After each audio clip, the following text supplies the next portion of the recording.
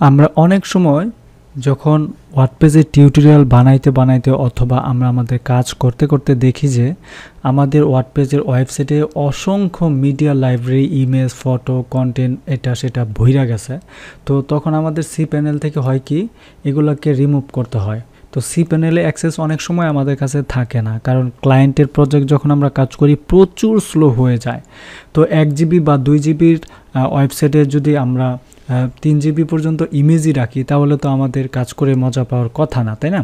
তো এই মিডিয়াগুলো কিভাবে আমরা এক ক্লিকে ডিলিট করতে পারি সেই জিনিসটা দেখব। এখানে দেখো বাল্ক সিলেক্ট করে তুমি এইভাবে একটা করে দিতে পারো, কিন্তু এখানেও তো একটা দুইটা ইমেজ নাই, 665টা ইমেজ আছে। সো এইভাবে সিলেক্ট করে ডিলিট করাটা সো টাফ। তো এর জন্য আমাদের কি করা উচিত? আমরা সিম্পলভাবে একটা প্লাগইন ইনস্টল দেব। সেই প্লাগইনের নাম মিডিয়া ডিলিট। জাস্ট আমি এখানে লিখব মিডিয়া ডিলিট। লেখার পরে দেখো কয়েকটা প্লাগইন এখানে আসার কথা, আমরা জাস্ট এটাতে ক্লিক করব।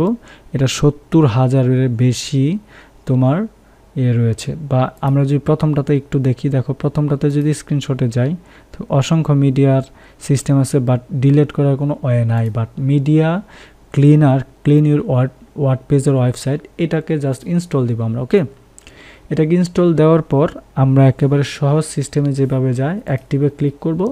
অ্যাক্টিভে ক্লিক করার পর আমরা এই অপশনটাতে চলে আসব, মিডিয়া সেটিংস অপশনটাতে যদি যাই, অথবা এই যে দেখো মিউর ড্যাশবোর্ড মিডিয়া ক্লিন, ড্যাশবোর্ডে যদি আমরা যাই দেখো এখানে অসংখ্য তোমার অপশন আছে। সো এগুলো আমরা দেখতে পাচ্ছি মিডিয়া ক্লিন, তারপরে হচ্ছে তোমার মিডিয়া ক্লিনারে যদি ক্লিক করি দেখো কন্টেন্ট এবং হচ্ছে লাইভ, ইমেজ অনলি, এই যে ফিল্টার ইমেজ অনলি, এগুলো সব আমরা ডিলিট ডাটাবেস থেকে অ্যাক্সেস ক্লিন ড্যাশবোর্ড এটাতে ক্লিক করি।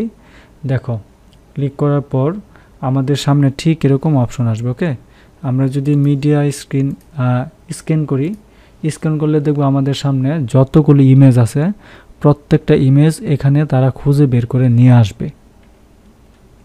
দেখো এখানে অনেকগুলো ইমেজ আছে, জাস্ট আমি সিলেক্ট করে ডিলিট এন্ট্রি এটাতে ক্লিক করব।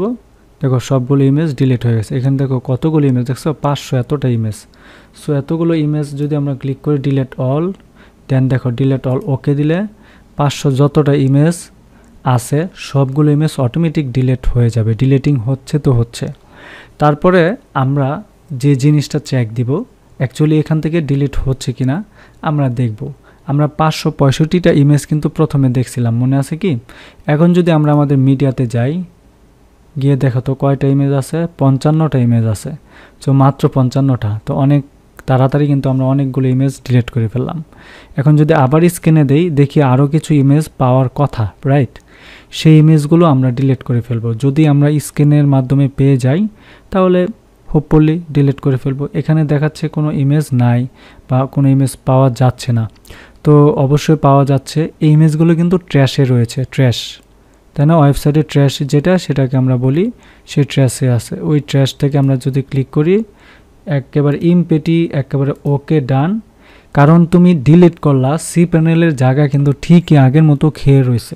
সো এটা করা যাবে না। এর জন্য আমরা ইস্যু ইগনোর থেকে রেফারেন্স থেকে খুঁজে বের করে ট্র্যাশে যেখানে থাকবে সেগুলোকে অল ডিলিট করে দেব।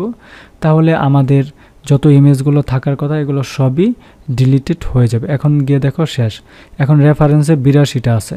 এই 82টা রেফারেন্স থেকে যদি আমি যাই, অল সিলেক্ট করে আনসিলেক্ট, ওকে, রেফারেন্স এটাতে দেওয়ার পরে দেখো আনলিস্টেড অ্যাটাচ এটাতে দিলাম রেফারেন্স। সো এগুলো থাকবে, টুকটাক এগুলো থাকবে, কারণ এগুলো হচ্ছে তোমার ওয়েবসাইটের সাথে সামঞ্জস্যতাপূর্ণতা বজায় রাখে। এখান থেকে কয়টা ইমেজ আছে বলো তো? মাত্র 55টা। এখন বাল্কে তৈরি করে আমি 55টা ইমেজ কিন্তু অতি সহজে ডিলিট করে দিতে পারি, কারণ এই ইমেজগুলো এত বেশি না, কারণ এইগুলো আমরা জাস্ট সিলেক্ট করে দিতেই পারি। যদি 600, 700 বা 1000, 3000 ইমেজ থাকে তাহলে তো ডিলিট করাটা সো ডিফিকাল্ট একটা মানুষের পক্ষে, তাই না? তো এই জন্যই আমরা এই প্লাগইনের সিস্টেমের মাধ্যমে কিভাবে ওয়েবসাইটের আমরা ইমেজগুলো ডিলিট করতে হয় সেই জিনিসটা আজকে শিখে গেলাম। দেখো ওয়েবসাইটে কিন্তু এখন কোনো ইমেজ নাই, সব কিছু স্টেপ বাই স্টেপ ডিলিট হয়ে যাচ্ছে জাস্ট এই প্লাগইনের মাধ্যমে। ওকে, তো আশা করছি তোমরা বুঝতে পেরেছো কিভাবে এরকম একটা প্লাগইন ব্যবহার করে আমাদের যত মিডিয়াগুলো আছে সব আমরা ডিলিট করে দিতে পারি। Thank you so much.